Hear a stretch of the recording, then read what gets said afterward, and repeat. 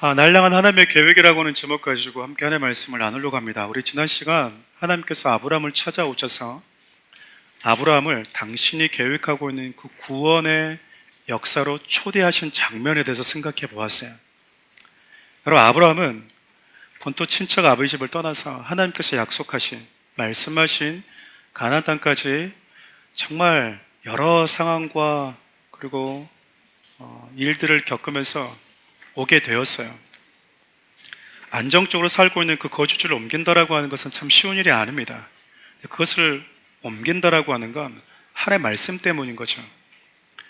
부모들이 요즘에도 이사할 때 그러잖아요. 아이들 교육 때문에 이사를 합니다. 어떤 분들은 신앙 때문에, 교회 때문에 이사를 하는 분들도 계셔요. 그러니까 그가 어느 거주지를 옮긴다라고 하는 것은 내 삶의 중심이 무엇에 있는지를 잘 보여줍니다. 아이들의 교육이 내 삶의 중심에 있는 분들은요, 나의 거주지가 아이들의 교육을 따라서 움직이기도 하고요. 신앙의 중심인 사람들은 말씀에 따라서 움직이게 되는 것 같아요. 그렇게 하나님께서 아브라함에게 찾아오셔서 너의 후손을 주겠다. 하늘의 별과 같이 바다의 모래같이 많게 해주겠다.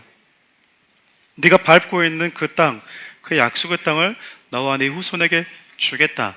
이렇게 약속을 하셨어요. 근데 여러분, 아무런 일이 일어나고 있지 않잖아요. 그렇죠? 그냥 아브라함이 원하는 건 그럴 거예요. 하늘의 별과 같은 자식, 바다의 모래같이 많은 후손 말고 단 한 명도 괜찮으니 단 하나의 자식을 나에게 줬으면 좋겠다고 생각했을 겁니다. 그리고 이 약속의 땅, 가나안 땅, 이 넓은 땅 다 안 줘도 되고요. 내가 저 본토 친척 아버지 집을 떠나왔으니까 내가 살고 있는 이 이방인처럼 살고 있는 이 땅에 내가 소유하는 나만의 땅이 있었으면 좋겠다. 조금만. 100평이면 100평이면 넉넉하게 살 수 있을 것 같다. 그 정도의 땅으로 충분하다라고 생각했을지 몰라요.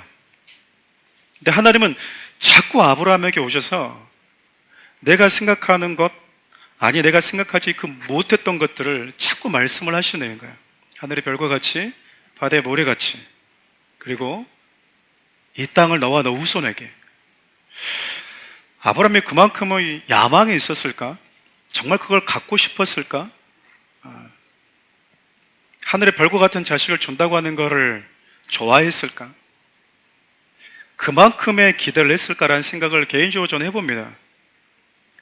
그리고 그렇게 자기에게 말씀하신 하나님이 어떤 의도를 가지고 있는지 아브라함은 잘 몰랐을 수도 있어요.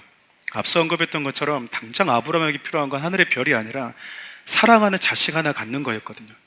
나의 상속자가 되어줄 아들 단 하나만 있으면 좋겠는 거야. 근데 하나님께서 자꾸 하늘의 별을 말씀하시고 바다의 모래를 말씀하셨거든요. 그 의도를 아브라함은 알지 못했어요. 그런데 하나님께서 이제 그 의도를 하나씩 하나씩 알려주고 계십니다. 그것은 하나님이 창세로부터 당신이 계획하셨던 세상을 구원하기 위한, 자기가 당신께서 창조한 하나님의 형상대로 창조했던 인간이 범죄에서 하나님을 떠나버리고 죄와 죽음이라고 하는 올무에 갇히게 되어버렸을 때 그들을 구원하시기 위해서 하나님 어떤 계획을 가지고 계시는지, 그 계획을요, 하나님을 나의 길이라고 내가 머물 곳으로 여기고 살아온 아브라함, 보이지 않는 하나님의 말씀을 내 눈에 보이는 현실보다도 더 믿고 살았던 아브라함에게요 보여주고 계시고 들려주고 계세요. 하나님의 아브라함에 찾아오셔서 말씀하셨던 게 바로 그 내용입니다. 너의 후손들이 노예로 이방 땅에 살 거지만 내가 네 후손이 있는 곳으로 들어가서 너희들을 건져내고 그 노예와 그 억압으로부터 해방시켜 줄 것이다. 그리고 너희들을 이 약속의 땅으로 내가 인도할 것이다. 여러분, 지금 이 말씀은 갓 출애굽한 이스라엘 백성들이 광야에서 모세를 통해서 지금 듣고 있는 거예요. 이제 갓 애굽에서 출애굽 나온 지 얼마 안 됐어요. 여전히 그들은 광야에서 먹고 마시는 문제 때문에 불평하고 있습니다. 하나님 믿고 따라왔는데, 모세 너 믿고 따라왔는데 네가 하자고 그런 대로 다 했는데 왜 먹는 게, 마시는 게, 왜 잠자리가 이렇게 불편하니? 우리에게 좀 더 넉넉한 물 줄 수 없어? 좀 더 넉넉한 먹을 거 줄 수 없어? 이 자리가 좋은 것 같은데 왜 구름은 뜨는 건지 모르겠어. 언제까지 우리가 이렇게 텐트를 치고 텐트를 걷는 방랑자 생활을 해야 되는지 모르겠어. 라고 하는 여러분 그런 마음의 불편함과 불만들이 여러분 가득 한가득인 그들에게 하나님께서 지금 모세를 통해서 아브라함에게 하셨던 그 약속을 다시 상기시켜주고 있는 거예요. 모든 인간은 노예였다라는 겁니다. 하나님을 떠난 모든 인간들이 내 의지와 상관없이 죄와 죽음 아래 머물던 존재였다라고 하는 거야. 우리 주님이 우리를 찾아오지 않으셨으면 우리는 그렇게 마귀의 종으로 죄와 죽음의 노예로 그렇게 살 수밖에 없는 존재였다라는 거예요. 근데 하나님이 찾아오신 거예요. 찾아오셔서 우리를 뭐 하셨죠? 죄와 마귀의 올무로부터 자유케 해주셨어요. 우리를 구원하셨다 그 말입니다. 그 구원한 자들을 통해서 하나님이 하고 싶은 꿈이 있었던 거예요. 그게 뭐죠? 그 약속의 땅에서 자신이 죄인이고 자신이 죄와 죽음의 올무에 노예로 살고 있다라고 하는 것조차도 모른 채 살아가고 있는 세상을 향해서 너희들이 노예다. 너희들이 죄의 노예이다. 하나님을 떠난 너희들은 죽음 아래 갇혀있는 죄인들이다. 갇혀있고 해방이 필요한 존재다라고 하는 것을 먼저 해방된 너희들이 가서 선언해 주라 하는 거예요. 여러분 그것을 우리는 지금 선교라고 부르는 거예요. 그 일을 하나님께서 지금 하나님만 믿고 따라왔던 아브라함, 당장 단 한 명의 아들이 서운한, 그게 너무나 나에게 중요한 그 아브라함, 그에게 하나님이 다가오셔서요 당신의 구원의 계획을 알려주고 있는 거예요. 목회를 하다 보니까 오늘 본문의 말씀을 근거로 보니 두 부류의 성도들이 있더라고요. 한 부류는 하나님이 나를 왜 구원하셨고 나를 부르신 이후에 어떤 계획을 가지고 계시는지 아무런 생각도 없고 아무런 관심도 없이 그냥 교회만 왔다 갔다 하는 분들이 계세요. 그리고 와서 내가 먹고 마시는 문제, 세상 속에서 성공하는 것, 내가 조금 더 잘 되는 것, 그것만을 구하고 모든 기도의 대부분이 제목들이 거의 90% 이상이 그런 기도 제목으로 가득 차 있는 성도들. 그러다 일이 좀 잘 풀리면 하나님이 나에게 이렇게 일할 수 있도록 나에게 이렇게 부어주셨다고 간증하는 것이 신앙의 성숙인 줄 착각하며 살아가는 성도들이 얼마나 많은지 몰라요. 그저 이스라엘 백성들이 하나님이 찾아오심으로 인해서 애굽에서 나오긴 했는데 구출되고 해방되긴 했는데 왜 내가 광야에 있어야 되는지, 광야 교회에 머물면서 하나님은 무엇을 배우기를 원하시는지, 그 광야를 지나서 약속의 땅에 가서 내가 뭘 해야 되는지 관심이 없어요. 지금 당장 마시는 것, 먹는 것, 고기가 없으니까 화가 나고 속상하고 길로 인해서 불편하고 왜 나를 이렇게 불편한 길로 인도하시는지 늘 투덜대면서 나에게 하나님 왜 이러십니까? 그렇게 옥신각신하면서 우리 인생을 허비해버리는 성도들이 있다니까요. 해방됐는데 하나님 나를 건져내셨는데 부르셨는데 왜 부르시는지를 모른 채 그냥 다른 세상 사람처럼 만사 형통한 것, 잘 먹고 잘 사는 것, 그것을 위해서 하나님이 필요한 거예요. 그냥.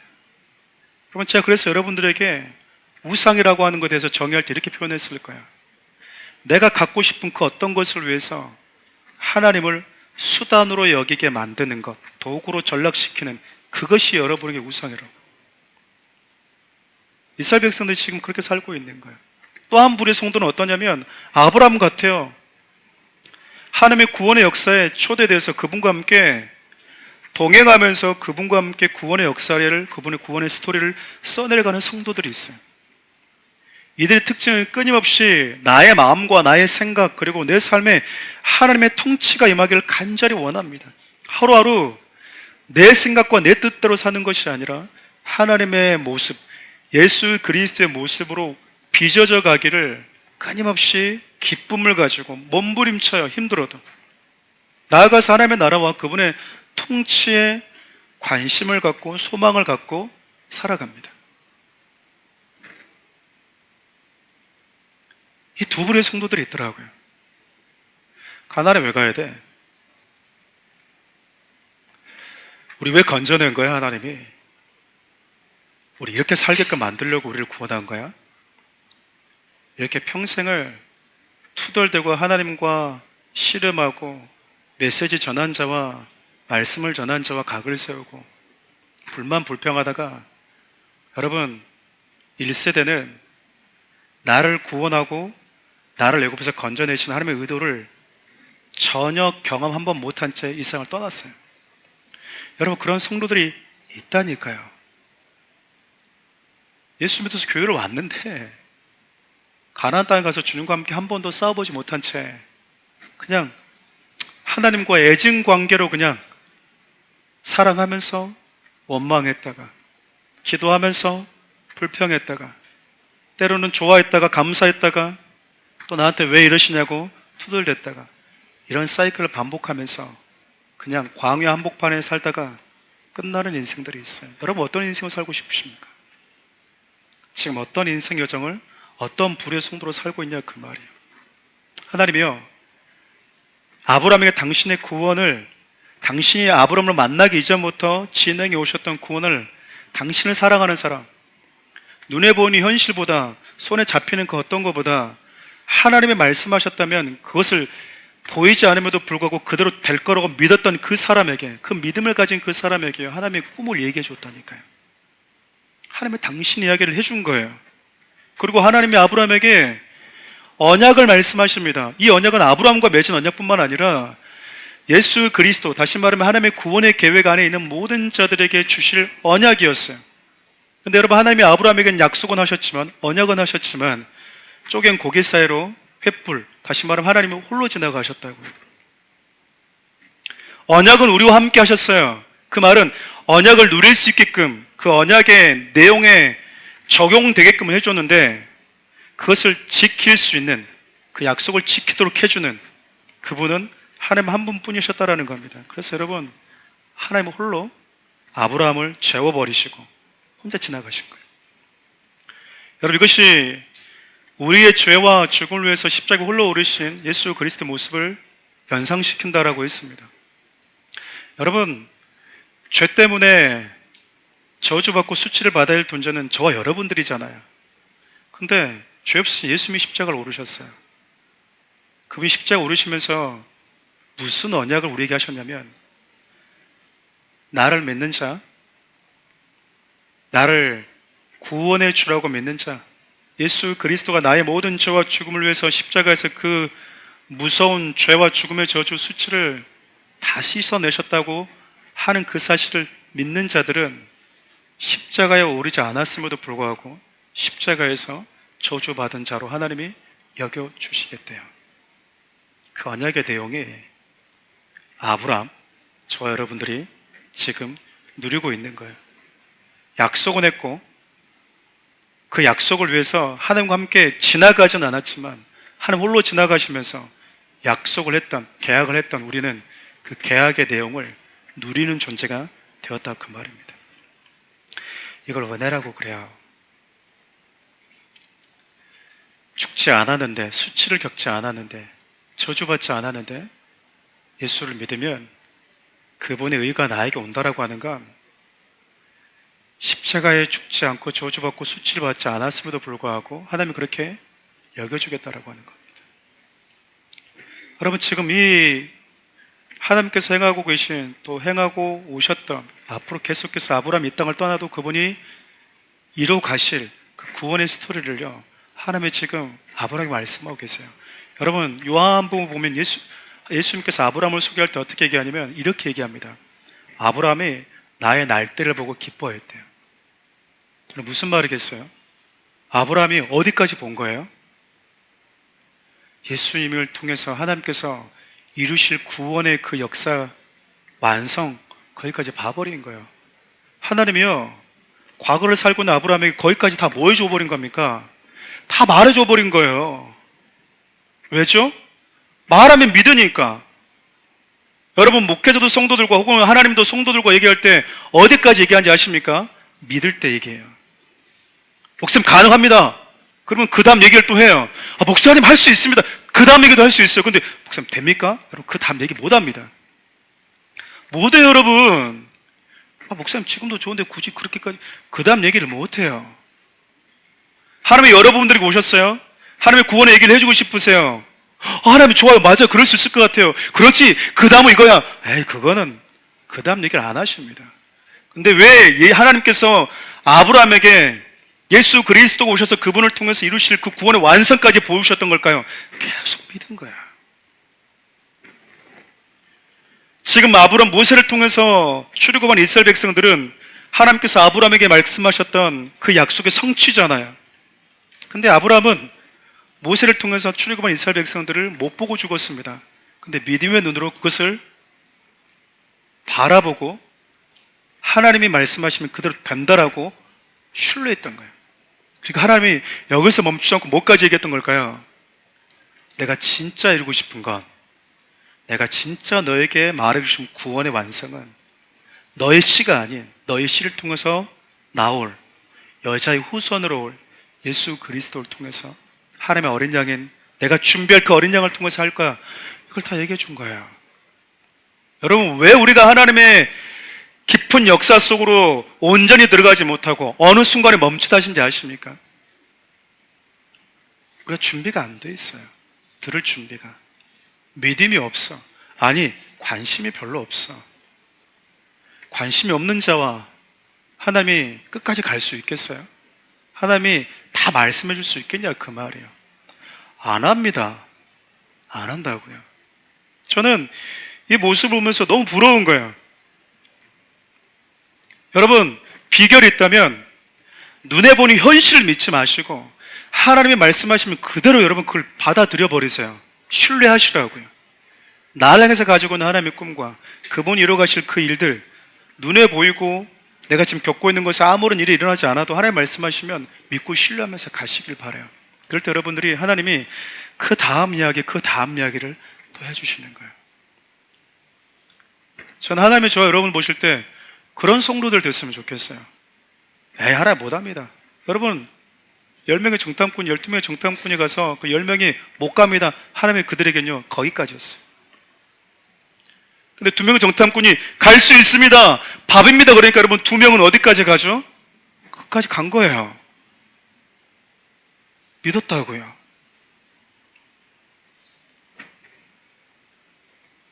사랑하는 우리 교회 성도들이 저와 함께 하나님의 일을 행할 때 하나님을 신뢰해 주시고 목사님 저를 신뢰하고 여러분 갔으면 좋겠어요. 끝까지. 별로 안 가고 싶으신가 봅니다. 아멘이 없으시네. 한번 가봅시다. 네. 그래서 하나님이 도대체 사랑하는 우리 교회를 위해서 어디까지 일하고 싶은지 볼 수 있었으면 좋겠어요. 하나님이 교회를 시작할 때 보이지 않았는데 시간 속에서 조금씩 커튼이 걷어지면서 이렇게까지 하시려고 하셨구나. 나를 통해서. 나 같은 사람, 우리 같은 사람을 통해서. 저는 그게 복이 아닐까 싶습니다. 오늘 우리가 했던 본문은요, 그렇게 하나님을 신뢰했던 아브라함에게 하나님이 당신의 구원을 하나씩 보여주시죠. 얼마나 흥분됐을까, 감동이 됐을까.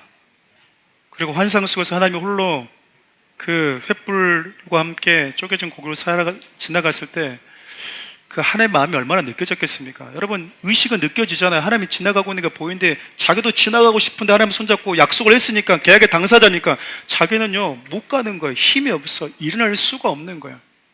근데 그걸 알게 된 거잖아요. 그 의도를. 우리가 약해서 하나님과 하신 그 약속을 우리가 지킬 수 있는 능력이 없기 때문에 하나님이 우리를 뭐 하신 거예요? 그냥 재우시고 하나님 혼자 지나가시고 있는 걸 지금 아브라함이 본 거잖아요. 얼마나 여러분 감동이 됐겠습니까? 하나님의 그 마음에 참 감사한 마음이 들었겠어요. 근데 오늘 우리가 읽었던 16장 3절을 보면 어떻게 말씀이 시작되냐면, 그렇게 하나님의 약속을 받고 황홀한 그 시간이 지나서 가나안 땅에 온 지 10년이 지났다는 말로 시작이 됩니다.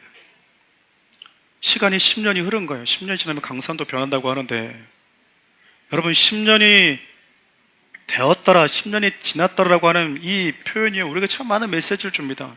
그 첫 번째 메시지가 저는 이거라고 생각해요. 신앙은 하나님을 기다리는 거예요. 여러분 기억하십시오. 어떤 성과를 내는 게 아니고요. 말씀하신 하나님 그분 자체를 원하고 그분 자체를 기다리는 거예요.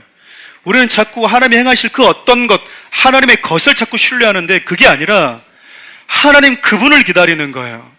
신앙생활 하는 분들이, 많은 분들이 하나님은 빠지고 자꾸 하나님께서 행하고 싶은 거, 하나님의 어떤 사역, 하나님의 비전, 이것만 남아버린 분들이 있어요.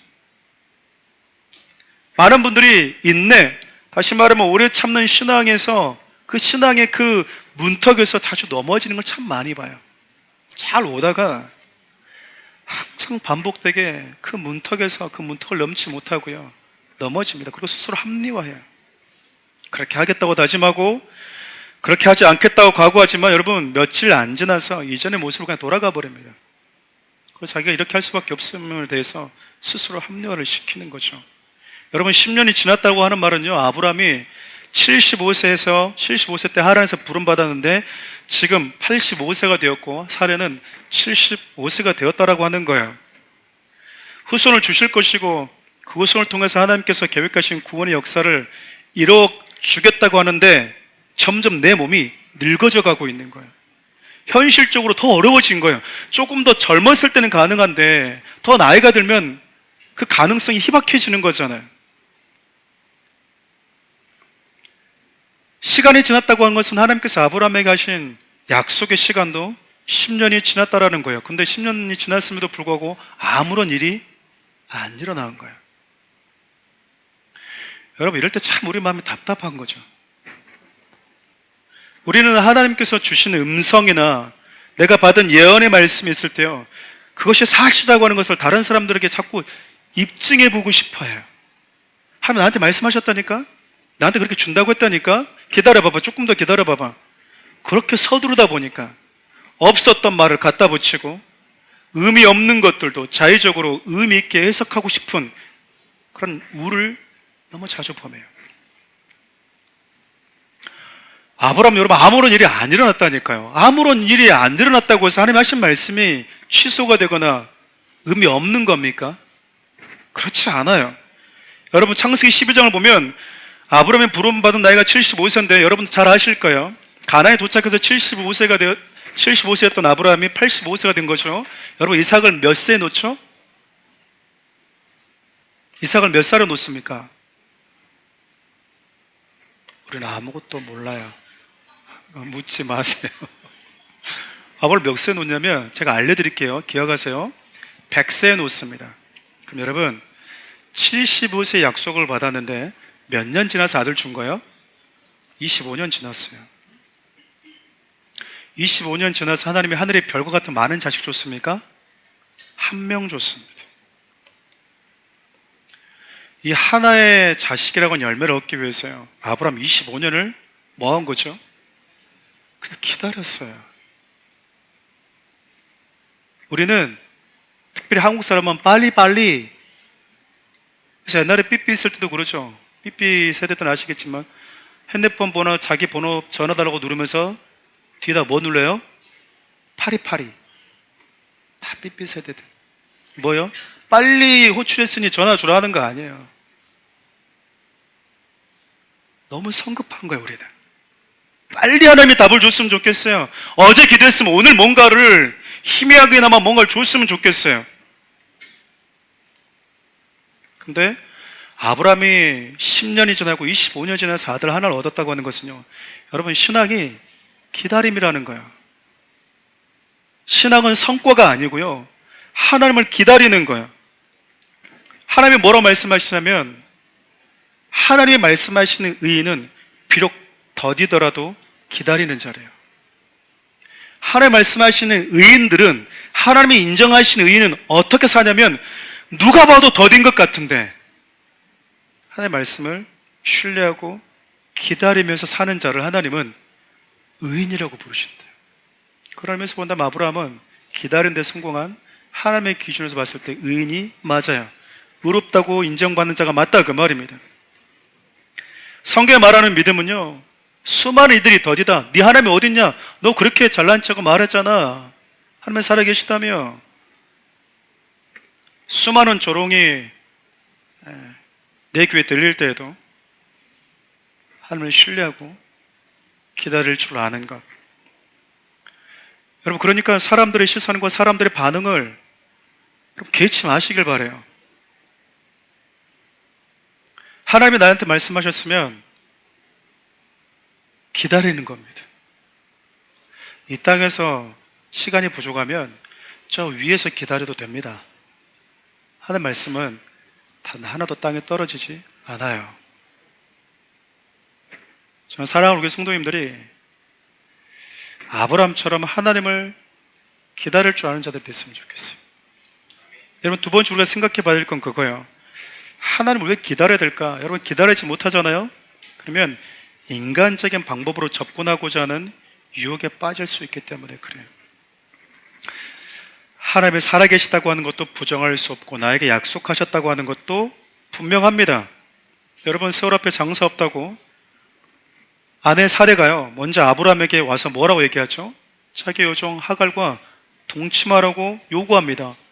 인간적인 방법을 그 방법으로 지금 접근하고 있는 거예요. 특별히 여러분, 이것은 문제가 될 게 없는 게 당시에 그 사회는 대부분 다 돈만 있으면 부유하면 일부 다처제로 살았기 때문에 하나도 문제가 될 것도 없어요. 다시 말하면 누구 하나 비난할 사람도 없다 그 말입니다. 우리가 여기서 많이 속아요. 목사님, 요즘에는요 언제부터 성도들의 기준이 요즘이 됐습니까? 목사님, 요즘 세대는요 언제부터 성경에서 하나님의 뜻이 요즘 세대가 기준이 됐냐 그 말이에요. 여러분, 이런 인간적인 접근은 하나님의 말씀하시는 것, 하나님을 기다리는 것보다 훨씬 더 효과적이고 효율적으로 보입니다. 그리고 많은 사람들이 여기서 스스로 쉽게 유혹에 빠지는 게 내가 이렇게 하는 이유도 하나님의 말씀을, 약속을 이뤄드리고 싶은 마음 때문에 그래요. 그냥 단순히 내 욕망과 내 욕심을 이루기 위해서가 아니라 하나님이 나에게 말씀하신 그분의 뜻을 이루어드리고 싶기 때문에. 여러분, 우리 이런 욕 자주 빠질 때 있잖아요. 하나님을 위한다는 명분만 있으면 인간적인 접근도 상관없다고 하는 생각. 나아가서 여러분, 정말 위험한 생각은 우리가 하나님의 뜻을, 그분의 계획을 이루어드린다라고 하는 사고예요. 하나님의 뜻을 내가 이루어드리겠대. 뭘 이루어줍니까 우리가? 아브라함이 못하니까 하나님 혼자 더 지나가셨는데 우리는 자꾸 내 안에 내가 하나님 뜻을 이루어드릴게, 하나님을 위해서 무언가를 해드린다고 하는 생각의 출처가 여러분 참으로 아이러니한 것은 그 생각이 가장 하나님을 향한 불신 중에 하나이기 때문에 그래요. 명분은 그럴싸해 보여요. 명분은 내가 하나님의 뜻대로 하고 싶대요. 내가 하나님의 뜻대로 이뤄드리고 싶어요. 하나님의 뜻이 너무 더딘 것 같으니까 내가 나서서 하나님을 증명해드리고 싶고 하나님이 하신 약속의 사실이라고 하는 것을 증명해드려주고 싶어요. 그래서 하나님의 뜻을 내가 이뤄드리고 싶어요. 근데 그 행동이 가장 하나님을 향한 불신적인 행동 중에 하나라는 거예요. 성도들 많이 착각하는 것 중에 하나가 나의 착한 마음과 선한 자, 그것도 역시 하나님의 말씀에 근거하지 않은 것들이라면 다 세속적인 것 뿐입니다. 내 마음에 착한 성품을 가지고 있는 성도들이 자주 놓치는 게 내 안에 착한 성품이 하나님의 뜻에 근거한 건지 육신의 자아인지 세속적인 것에서부터 나왔는지 본인도 헷갈리는 거예요. 본인도 헷갈리는 거죠. 나의 그 행동이, 그 선함이, 그 친절이, 그 배려가, 그 냉정함이, 그 거부감이 하나님의 뜻을 드러내고 영혼을 살리고 하나님의 영광이 드러난다면 하나님부터 나온 거 아니겠습니까? 근데 나의 선함이, 나의 착함이, 나의 위로가, 나의 격려가 내 감정적인 내 성향에서 나왔다면 여러분 세속적인 거예요. 악한 자든 선한 자든 다 세속적인 거라고요. 여러분, 안타까운 건 뭐냐면 아브라함이 사례 말을 듣고요, 여종 하갈을 동침해 버립니다. 근데 여러분, 우리가 창세기를 쭉 살펴보면 그러잖아요. 아담의 아내 하와도 그랬고요, 지금 믿음의 조상이라고 하는 인류 조상인 아담의 아내 하와도 그랬고, 믿음의 조상이라고 하는 아브라함의 아내인 사례도요, 이 부분에 있어서 너무 비슷해요. 성경은 돕는 배필이라고 하는 그 자리에는 아내들의 역할이 얼마나 중요한지 자주 언급을 하십니다. 여러분, 지혜장이라고 불리는 잠언의 마지막이 현숙한 여인으로 끝나요. 이상하지 않아요? 갑자기 여성으로 끝나죠.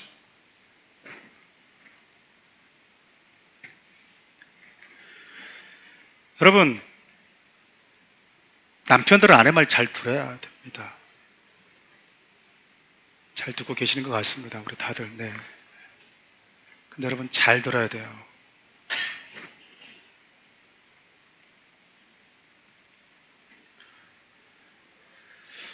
분별하지 못하고 들으면 같이 망합니다. 같이 망한다고요. 같이 죄 짓고요, 같이 가는 거예요. 생각해보면 그래요. 사례가 인간적인 방법으로 아브라함에게 접근했을 때 아브라함이 사례 말을 듣잖아요. 근데 왜 그 의견을 수용했을까요? 누구도 그 마음이 있으니까. 도친 개찐이에요, 여러분. 아브라함도 뭐가 있는 거예요? 여러분, 하와를 나무라기 전에 하와가 선악 갔다 왔을 때 아브라함이 거부한 적 있어요? 왜 그랬을까요? 아브라함도 뭐 했던 거예요? 아담도 뭐 했던 거죠? 똑같았던 거예요. 여러분, 창세기 15장 2절 3절 같이 읽어볼까요? 아브라함이 이르되 주 여호와여 무엇을 내게 주시려 하시나이까? 나는 자식이 없사오니 나의 상속자는 이 다메섹 사람 엘리에셀이니이다. 아브라함이 또 이르되 주께서 내게 씨를 주시 아니하셨으니 내 집에서 길린 자가 내 상속자가 될 것이니이다. 여러분, 창세기 12장에서 하나님은 아브라함에게 후손을 약속하셨잖아요. 근데 아브라함이 자기도 아는 거예요. 나는 가능한데 우리 아내가 불가능하다라고 하는 걸 아브라함이 몰랐을까요? 그래서 아브라함이 먼저 뭐 한 겁니까?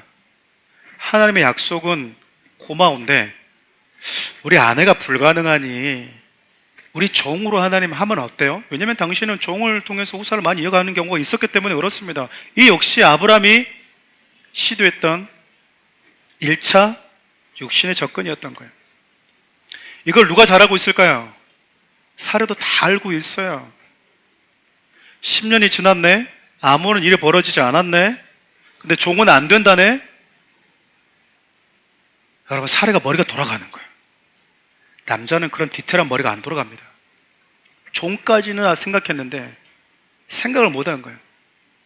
근데 사례가 뭐라고 얘기하냐면, 종은 당신의 씨도 안 들어갔고 내 몸도 안 들어갔지만 하갈은 내 몸은 아니어도 당신의 씨는 들어가니까 조금 더 하나님 뜻에 뭐 한 거예요?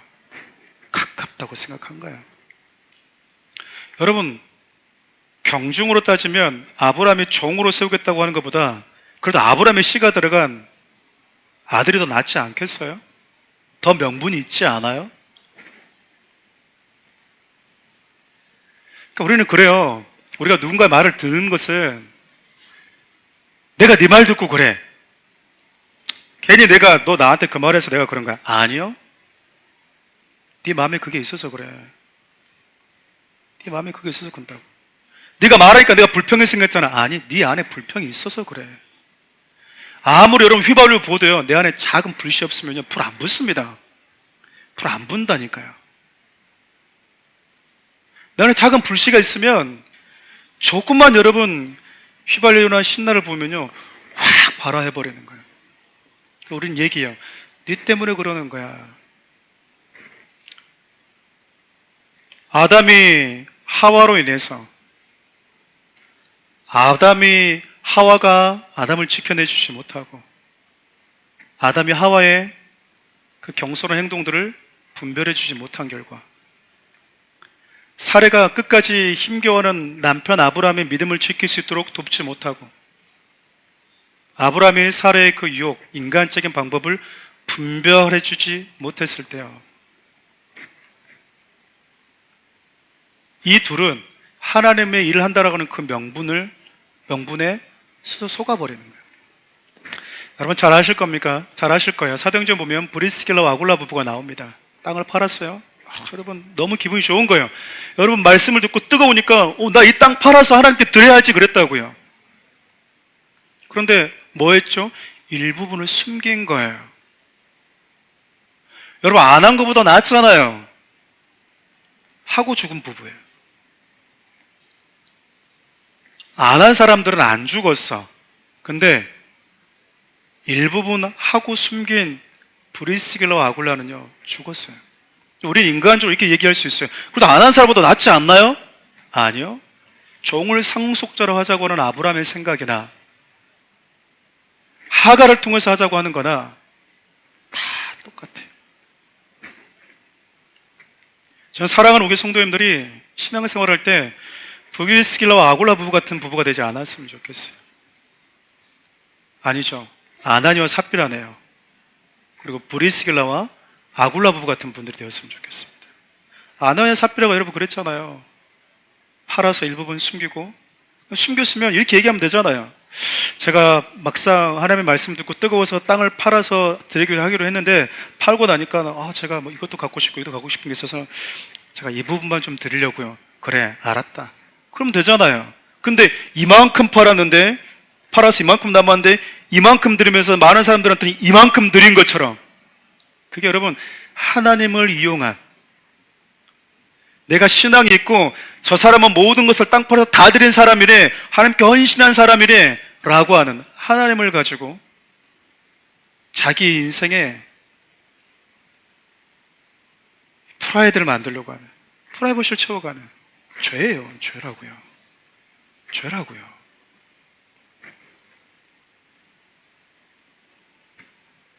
하나님은 그것을 원치 않으셨어요.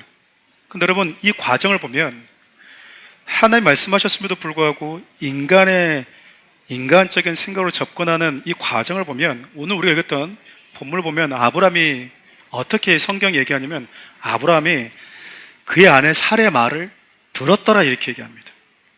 말을 뭐 했대요? 들었대요. 어떤 말을 자주 생각하고 살아갔는지, 어떤 말을 오래 기억하며 살아갔는지, 어떤 말을 매일매일 자주 묵상하고 상기하는지는 내가 지금 어떤 영에 노출되어 있는지 보여주는 거예요. 여러분 요한복음 6장 63절 보면 예수님이 당신이 하시는 말이 영이래요. 가장 영적인 것이 무엇이냐고 저에게 물어본다면 저는 말이라고 생각해요. 그 사람이 어떤 말을 하고 있는지를 보면 그 사람이 어떤 영적인 세력에 영향을 받고 있는지가 나옵니다. 나는 안 그래요. 스스로 속고 있는 거죠. 생각은 내 안에서 내가 듣는, 나 혼자 듣는 말이에요. 생각도 말이고 입으로 튀어나오는 말도 말인데, 다만 차이점이 있다면 생각은 내 속에서 나 혼자 듣는 말이라. 그래서 나 혼자 영향을 받는 거야. 생각이 많은 분들 있잖아요. 혼자서 여러분 그냥 세상을, 지구를 들었다 놨다 하신 분이 있어요. 도대체 왜 그랬어 걔가? 왜 그렇게 얘기했을까? 혹시 이것 때문일까? 그냥 소설을 써버리는 거예요. 소설. 그리고 여러분, 이런 표현들은 자주 썼을 거예요. 사람들이 아무리 사실 얘기해도 안 믿더라고요. 자기가 믿고 싶은 걸 믿어. 아무리 아니라고 그래도 안 믿어.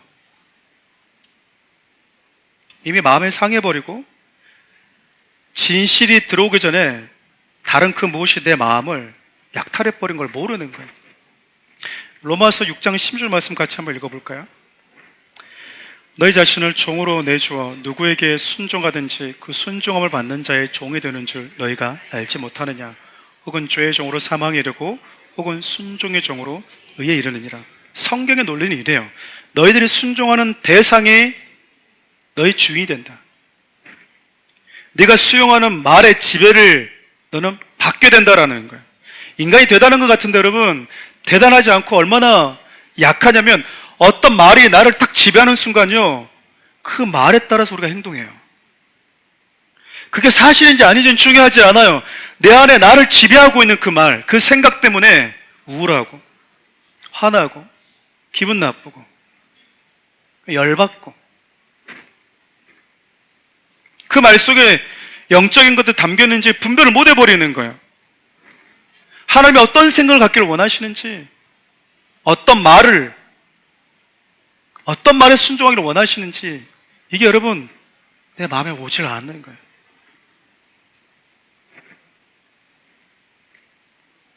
저는 사랑하는 우리 성도님들이 말을 들을 때 생각에 내 안에 스멀스멀 들어오려고 할 때 그걸 분별할 수 있는 지각이 있어야 돼요. 사례가 여보 여종을 통해서 낳으세요 그러면 아브라함은요 안 돼. 내가 한번 엘리에서를 얘기했을 때 하나님이 안 된다고 그랬어요. 여보 나는 한번 실패해봤던 사람이에요. 한번 하나님이 안 된다고 한 걸 내가 직접 들었던 사람이에요. 당신의 말은 너무나 고맙고 너무나 나를 생각해줘서 고마운데 그건 하지 맙시다. 더 기다려 봅시다. 이게 남편들이 아내에게 해줘야 될 영적인 권위의 말이라고요. 목소리 큰 게 권위가 아니고요. 기다리지 못하고 그 기다리다가 이탈하려고 하는 그 아내를 남편이 말씀을 가지고 분별해주고 다시 원위치 그 자리로 되돌려 주는 게요. 그게 남편이 가지고 있는 권위여야 돼요.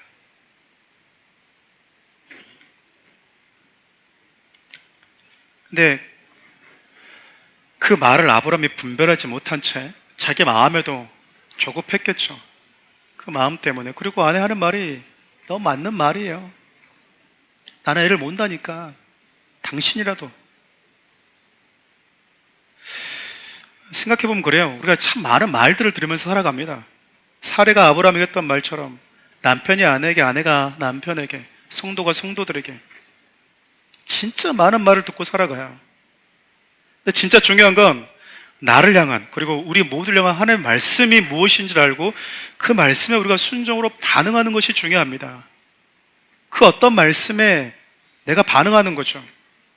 내게 주시는 하나님의 말씀에 대해서는 적극적으로 반응하지 않으면서 누가 나한테 툭 던진 기분 나쁜 말에는 감정적으로 적극적으로 반응하면서 노발대발하는 건 여러분 성숙한 성도들이 아니에요.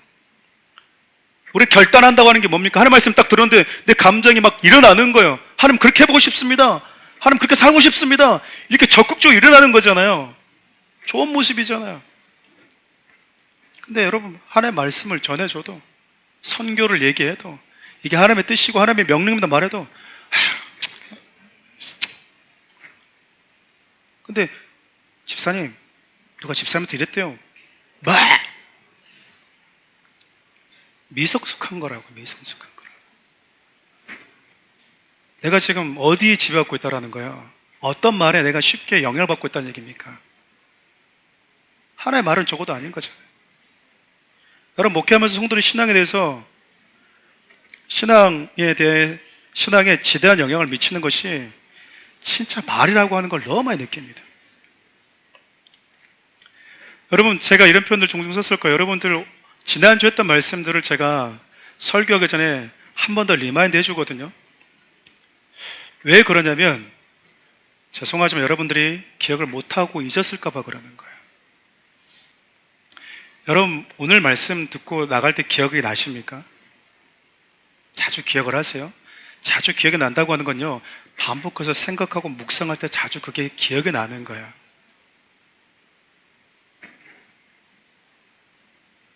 한 시간 동안 들었던 메시지는 나가는 순간 이렇게 잊어버리는데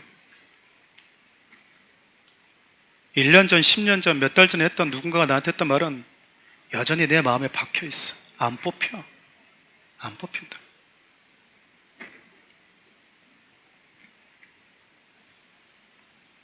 어떻게 나한테 그럴 수 있냐? 어떻게 목사한테, 어떻게 우리한테? 잘 안 뽑혀요. 그거 보면 참 우리의 체질이 진짜 하늘의 체질은 잘 아닌 것 같아요. 그냥 하나의 말씀이 촉촉촉촉 박혀야 되는데 하나의 말씀은 퉁퉁퉁퉁 튕겨나가는데 누가 뭐라 했대요? 누가 뭐라 했대요? 상처 주는 말은 왜 그래도 내 마음에 오래 남는지.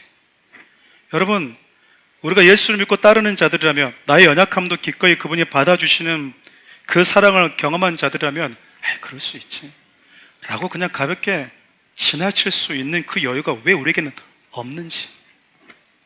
100번, 1000번 잘못해도 오늘 우리 집 앞에 나오면 주님 울면서 용서해 주십시오 그러면서 하나님이 용서해 주시고 우리는 기대하잖아요. 그렇지 않아요?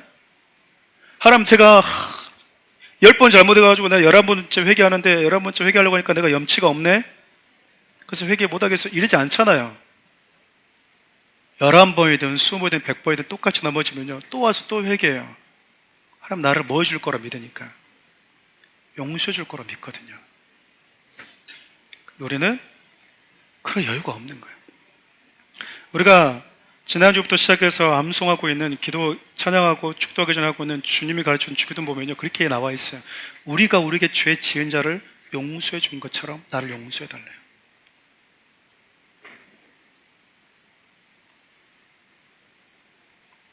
그 말은 우리에게 적용되면 참 위험합니다.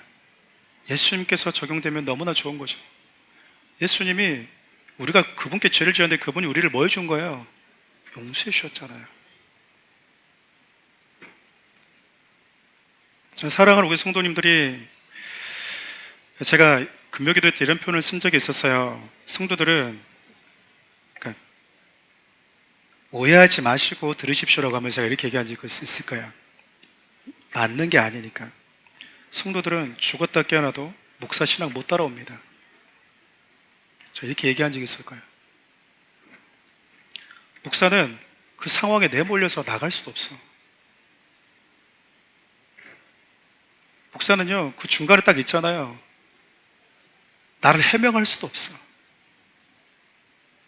나의 떳떳함을 주장할 수도 없어.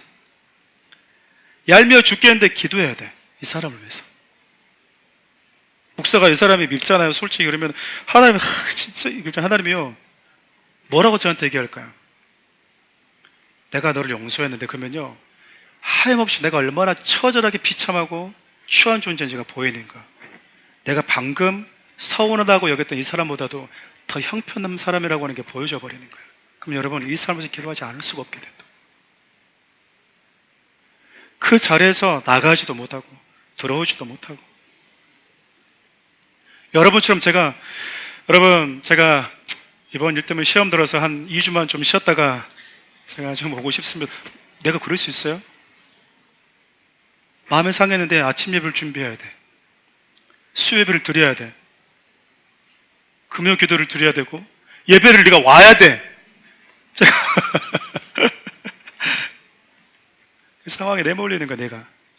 근데 시간이 지나면서 이게 참 저한테 너무 고마운 거예요. 왜냐면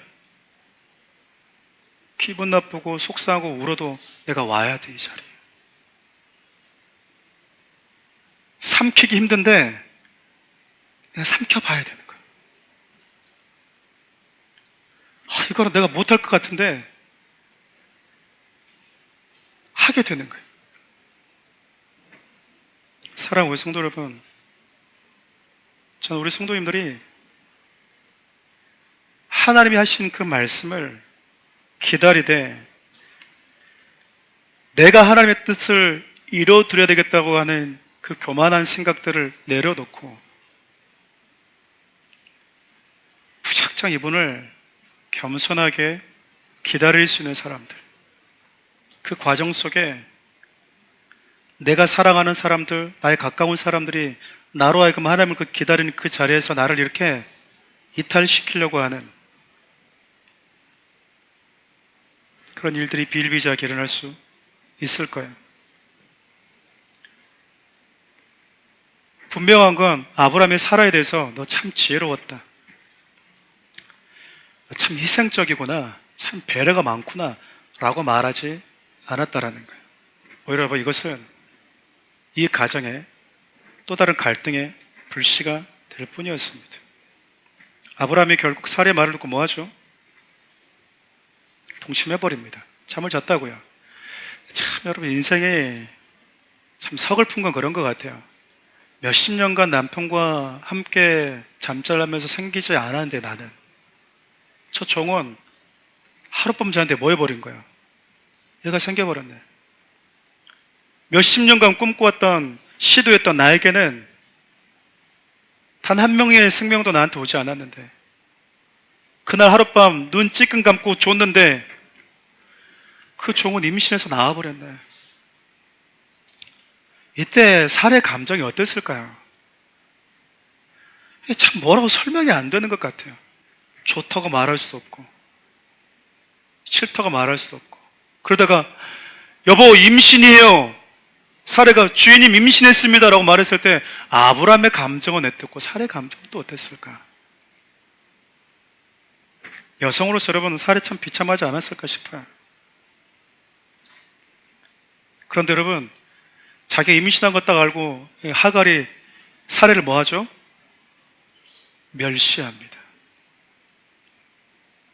그런 하갈을 사례는 이제 뭐 하죠? 학대합니다. 누구 머리에서 나온 거예요? 다 사례 머리에서 나온 거잖아요. 인간의 머리에서 나온 건 여기저기 구멍이 숭숭숭 뚫리기 때문에 이것도 막다가 저것도 막다가 저것도 막다가 갈등이 생길 뿐이에요. 트러블 메이커가 돼버리는 거예요. 나는 그런 의도가 아니었어요. 근데 결과적으로 보니까 가정에 새로운 트러블 메이커가 되어 있어. 근데 그럴 때 내 개인적인 지혜가 하나님 말씀보다 앞섰구나라고 내 모습을 돌아보면 되는데, 자꾸 우리는 뭘 보냐면 나는 그런 의도가 아니었어요, 이것만 생각하다 보니까 개인적인 연민에 또 빠져서 또 못 나와. 사람들이 자기의 정당성을 계속 주장하다 보니까 하나님, 내가 하나님 앞에 당신 말씀하면 순수하게 붙드는데 실패했습니다 라고 엎드리질 못하는 거예요. 나의 의도는 좋았어, 나는 그런 의도가 아니었어, 나는 정당했어 라고 하는 그 생각 속에서 못 헤어나온다고요. 결국 뭐 하죠? 살해 학대로 하갈이 집안에서 쫓겨나게 됩니다. 이때 또 아브라함 마음은 어땠을까? 그 뱃속에 있는 자가 아들일지 딸일지는 모르겠지만 자식이 처음으로 생겼는데 기쁜데 그 여종을 뭐 해야 되니까 떠나보냈을 때 아브라함의 또 마음은 어땠을까? 여러분, 이 한 가정의 이야기를 하면 왜 이렇게 써놨을까요? 말씀 마무리하려고 그래요.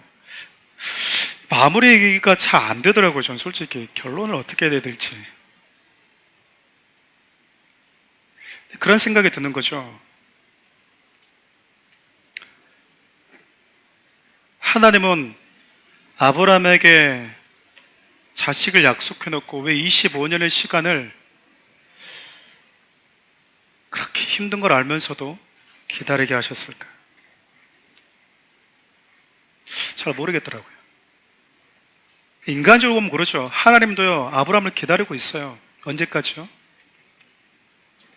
완전히 내 생각과 내 몸과 내 사고에 사망 선고를 선언할 때까지. 지금 이 시도는 뭐 하고 있는 겁니까? 아직도 살아있기 때문에. 하나님의 시작은, 하나님의 구원의 시작은 철저하게 내가 죽으면서 시작되는 거거든요. 그렇지 않으면 우리 인간은요, 내 의를 요만큼만 섞여 있어도요, 내가 했다고 말하고 싶은 게 인간이라. 그게 인간이에요. 하나님은 살의 몸이 죽었지만 아브라함 몸이 죽을 때까지도 뭐 하는 겁니까? 기다리고 계세요. 여하튼 여러분, 이 긴 시간이 인간적으로 볼 때는 아브라함과 사라에게 너무나 혹독하게 다루시는 것 같아요. 근데 여러분, 성경을 보면 모든 사람을 이렇게 다루지는 않으세요. 우리가 욥을 보면서 가끔씩 이런 말들 자주 합니다. 하나님이 나에게 주시는 고난 욥과 같은 고난이야. 여러분, 착각도 자유예요. 착각도 자유라고요.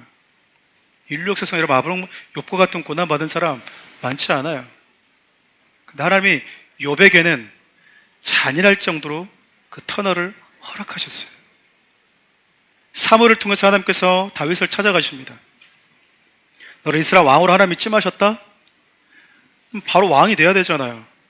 근데 그때부터 자기 장인인 사울 왕에게 이기심에 폭발한 그 장인으로부터 쫓겨다니고 도망다니고 피해다니면서 그 시간이 장장 짧게는 15년, 길게는 12년, 길게는 15년이거든요. 17세 형제들로부터 팔렸던 요셉은 13년이 지나고 나서 애굽의 총리가 됩니다. 그 긴 시간, 왜 하나님 이들에게 이걸 허락하셨을까? 우리는 이 시간을 감당할 수 있을까? 한 달을, 1년을 버틸 수 있을까? 아브라함은 25년을, 요셉은 13년을, 다윗은 15년을. 왜 하나님은 그들에게 이 긴 시간들을 기다리게 하셨을까? 그 기다림 속에서 개인적인 연약함과 육신 연약함 때문에 이리저리 치이고 있어요. 하나님이 그것도 그냥 다 끌어안고 계셔버립니다. 실패하면서 다시 뭐 하는 거죠? 아니었구나. 하나님, 제가 실수했어요. 저는 여러분 이 마음이 참 중요하다고 생각합니다. 여러분 기억나십니까? 성도들이 신앙에 성장하지 못하는 가장 발목을 잡는 것 중 하나가 고집이라니까요. 회개 안 해. 인정을 안 해. 내가 그렇게 실수했다라고 하는 걸, 넘어졌다고 하는 것을 인정을 안 해. 아브라함과 사례가 이렇게 치역쳐가면서 여러분 그 넘어진 모든 것들을 하나님 뭐 하고 계십니까? 다 받아내고 계세요. 그럼 다시 뭐 하죠? 하나님을 보게끔 만들어주고 계십니다. 우리 말씀을 좀 읽고, 한 구절 읽고 말씀을 읽고 오늘 본문 말씀 설교를 마무리하겠습니다. 시편 40편 11절 찍어볼까요? 내 영혼아 내가 어찌하여 낙심하며 어찌하여 내 속에서 불안해하는가? 너는 하나님께 소망을 두라. 나는 그가 나타나도 오심으로 말미암아 내 하나님을 여전히 찬송하리로다. 아멘. 여러분 시편 40편의 시는요 많은 이들에게 조롱을 받고 있어요. 네 지금 이 처지에 있는데 네가 그토록 찾고 네가 예배하는 그 하나님은 어디 있니? 살아계시다면서. 여러분 시인이 사슴이 물을 찾는 것처럼 가장 뜨거운 피를 가지고 있는 동물 중에 하나가 사슴이라잖아요. 쉽게 갈증을 느끼는, 물을 방금 마셨어도 또 갈증을 느끼는 그 사슴보다도 더 갈증을 가지고 하나님을 찾고 있는데 하나님이 그에게 오질 않는 거예요. 야, 그 정도의 간절함이면, 그 정도의 부르짖으면, 그 정도의 의도면 하나님은 너에게 와야 되지 않니? 하나님이 안 와요. 그 사람들이 이제 뭐 합니까? 비아냥거리는 거예요. 하나님 나한테 약속했다면서. 그 간증했잖아. 선포했잖아. 왜 아무런 일이 일어났지 않아? 비난하는 거지. 조롱하고. 저는 답을 모르겠습니다. 그러나 한 가지 확실하게 여러분께 말씀드릴 수 있는 건, 우리가 할 수 있는 건요, 방금 시인의 표현처럼 사람들이 조롱하고 비웃어서 내 안에 낙심에 찾아오려고 하고 불안함에 찾아오려고 할 때 하나님께 소망을 두십시오. 그리고 여러분 여전히 그분을 찬양하십시오. 여전히 그 예배 자리에 있어라 그 말입니다. 그게 우리가 할 수 있는 거예요. 나의 길은 우리가 알 수가 없어요. 우리의 길을 인도하신 그분이 아시는 겁니다. 광야 한복판에서 텐트를 치고 자고 있는 그들이 내일 어디로 갈지 알지 못합니다. 아시는 분은 그분뿐이세요. 전 사랑하는 우리 성도님들이 신앙생활할 때 하나님의 뜻을 다 알아야 된다라고 하는, 디테일하게 모든 것을 다 알 수 있다라고 하는 그 생각 대신, 하나님 저는요 이유를 알 수 없고 왜 이런 일이 나에게 주어지는지 다 이해하지 못해도 나는 여전히 하나님께 소망을 두며 살겠습니다. 나에게 낙심이 찾아오고 사람들이 하는 그 조롱 때문에 내 안에 불안감이 엄습하는 순간에도 저는 여전히 하나님께 소망을 두고, 저는 오늘도 이전 했던 것처럼 하나님을 여전히 찬양하면서 살겠습니다. 그것이 모든 것을 다 아시는 하나님 앞에 모든 것을 알지 못하는 제가 드릴 수 있는 예배입니다. 그 믿음의 모습 가지고 자, 우리는 살아갈 수 있으면 참 좋겠어요. 하나님이 내일 나를 어디로 인도하시고 뭐래? 그래서 한 달 뒤에 뭐하게 하실지 나 다 알아. 여러분 하나도 멋있지 않아요. 하나도 멋있지 않다고요. 하나님도 신령하지도 않아요. 하나님께 소망을 두는 사람, 여전히 하나님 나를 어디로 인도하실지 모르지만 그분은 나의 목자여서 가장 좋은 길로, 선한 길로 인도하실 거라고는 그 믿음을 가지고 나의 아버지여서 단 한 번도 돌을 주지 않으시고 가장 좋은 떡을 주신 분이라고 하는 선하신 아버지라는 그 믿음 가지고 그분의 손 부여잡고 오늘도 하나님을 찬양하면서 걸어갈 수 있는 그런 사랑하는 우리 성도들 되면 참 좋겠습니다. 우리 찬양 좀 주님께 올려드립시다.